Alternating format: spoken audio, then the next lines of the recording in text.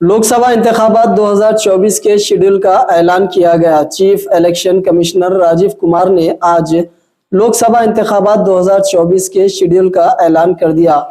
कुल 543 हलकों में वोटिंग 7 मरहलों में कराई जाएगी और 4 जून को वोटों की गिनती होगी।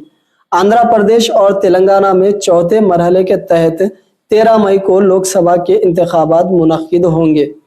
पहले मरहले के तहत पोलिंग 19 अप्रैल को होगी, दूसरे मरहले के तहत 26 अप्रैल को, तीसरे मरहले के तहत 7 मई को, चौथा मरहला 13 मई, पांचवी मरहला 20 मई, छठवां 25 मई और सातवीं मरहले के तहत 1 जून को वोटिंग होगी और वोटों की गिनती 4 जून को की जाएगी।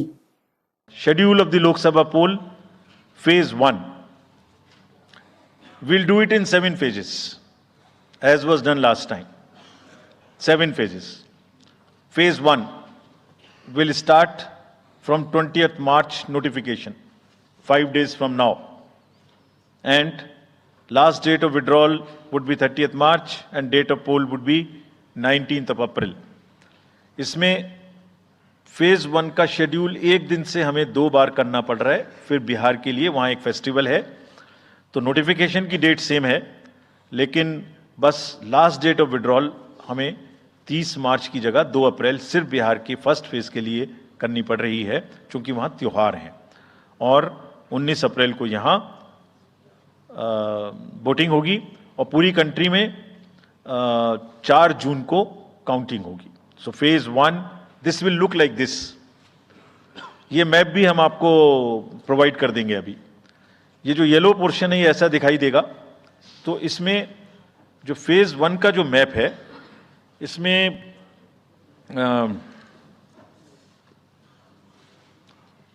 नॉर्थ ईस्ट, नीचे तमिलनाडु, राजस्थान, सेंटर में छत्तीसगढ़, मध्य प्रदेश और उत्तराखंड, और ऊपर में जम्मू कश्मीर की 1 पार्लियामेंट्री कॉन्स्टिट्यूंसी।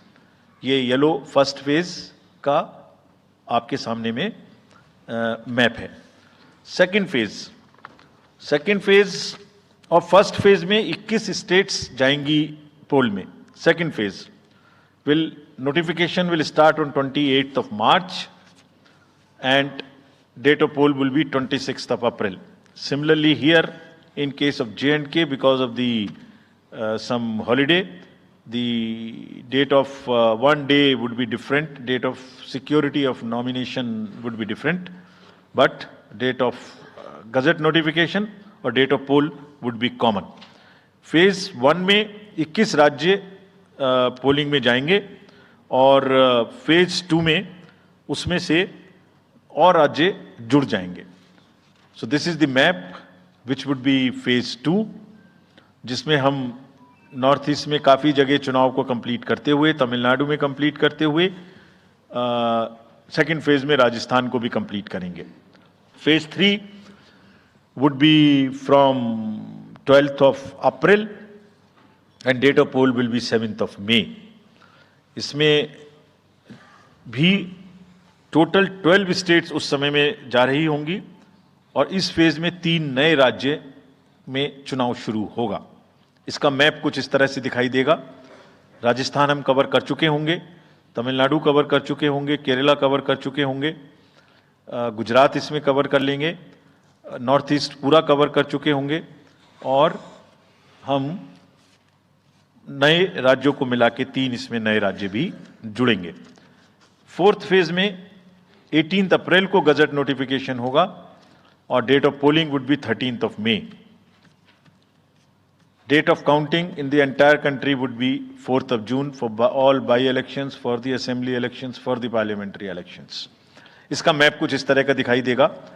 इस समय तक हम इसमें Telangana, Andhra, Odisha would start, and by that time, other than that, entire South India would be complete, entire Western India would be complete, Northeast would be complete.